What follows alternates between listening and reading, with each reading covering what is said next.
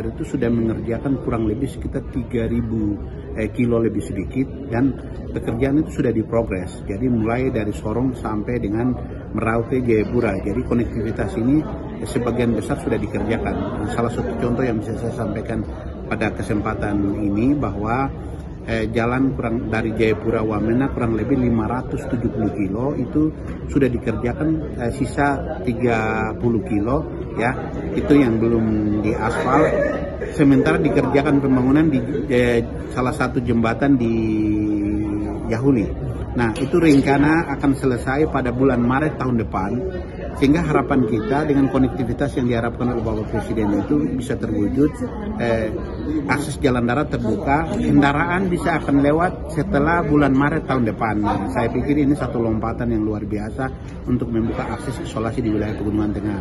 Nah, ke depan yang akan menjadi fokus kita, perhatian kita adalah membuka akses jalan dari Wamena, Habema, Mumugu, Yuguru ya.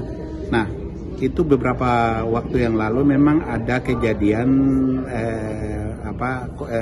gangguan keamanan di jalur itu. Nah, harapan kita bahwa nanti setelah evaluasi dengan proses pelaksanaan pembangunan infrastruktur di tanah Papua, nanti kita berharap proyek ini adalah proyek yang memang yang diharapkan oleh Bapak Presiden untuk membuka isolasi wilayah Pegunungan Tengah Papua. Jadi dari utara akan sampai di Wamena pada bulan Maret tahun depan.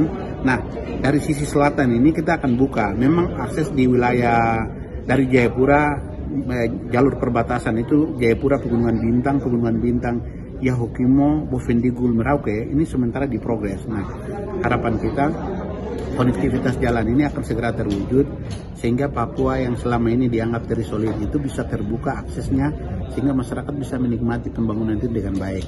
Nah, dengan pelaksanaan kegiatan konferensi ya hari ini satu lompatan yang luar biasa. Kalau selama ini anak-anak dari satu negara bagian dengan yang lain itu tidak saling mengenal, dengan mereka buat deklarasi hari ini ya, memperkokoh rasa persatuan dan kesatuan untuk investasi SDM, membangun Papua ke depan yang lebih baik. Karena itu harapan Pak Presiden untuk investasi SDM. Nah, saya hadir di sini untuk sebagai senior yang dipercayakan oleh pemerintah pusat sebagai wakil menteri.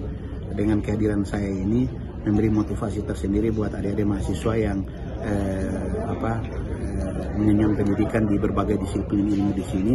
Harapannya mereka bisa mendapatkan pengalaman yang lebih banyak, dan itu diaplikasikan di Papua supaya ikut mendukung mempercepat proses pembangunan infrastruktur, pendidikan, kesehatan ya dari berbagai bidang yang ada di Papua di sana, sehingga proses pembangunan itu bisa berjalan secara holistik. Sehingga dengan kegiatan yang dilaksanakan seperti hari ini menjadi evaluasi kita bersama, saya pikir ada rekomendasi yang mesti harus dihasilkan.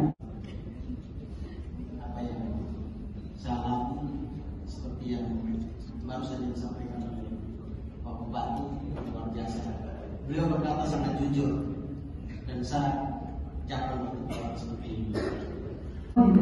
Yes, for sure. Yes, for sure. So you plan to go to Boga? Yes, of course. Okay, so we have Citra and di dosen untuk mengajar matematika di Papua. Karena saya jadi hal-hal itu kita, menurut saya, harus tolong Papua yang lain. Saya pikir itu antara dari wilayah lain, kalau lain pasti bicara sekitar mencari proyeknya. Maka itu mereka datang, mereka nilainya tidak bagus. Saya bilang kita percaya Makassar semua membutuhkan pertolongan dari kita semua. Terima kasih. Revolusi mental, saya sudah calling changing mindset. Saya menanggapi bilang akar budi dari mindset bahwa kemudian ada muncul revolusi mental. Modal yang pertama seperti beriman.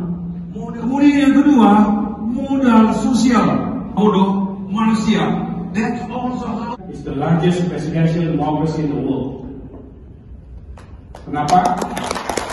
Manfaatkan hal ini untuk bisa dipakai meningkatkan motivasi dari seluruh pelajar mahasiswa dari Provinsi Papua dan Papua Barat untuk mencapai hasil yang baik dalam studinya masing-masing, tapi juga sekaligus memperluas wawasan mereka melihat pilihan, kesempatan, peluang yang ada selama berada di Amerika Serikat.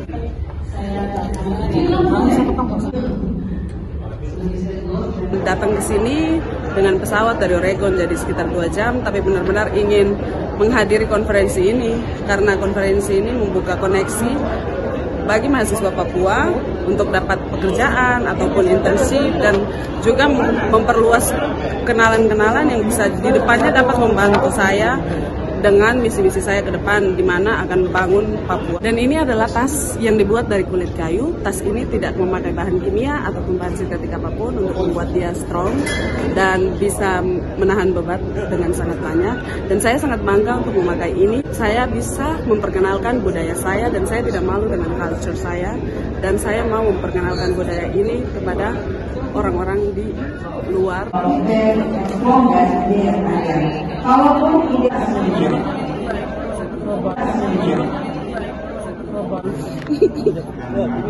Saya sekolah mengambil penerbangan. Di sini jurusan saya sebagai penerbangan. Jadi ambil dari major Aviation Flight Science and Aviation Management and Operation dan minor di General Business. Jadi tidak hanya bagaimana caranya untuk kita menerbangkan pesawat, tapi kita juga bisa memiliki perusahaan lokal yang bisa berperan di Papua dalam membagi market karena market di Papua sangat besar. Saya minta untuk pemerintah Indonesia, pemerintah Papua untuk jangan takut memberikan kesempatan kepada orang-orang Papua, kepada anak-anak di pedalaman. Ketika kesempatan itu diberikan, maka anak itu akan membuktikan.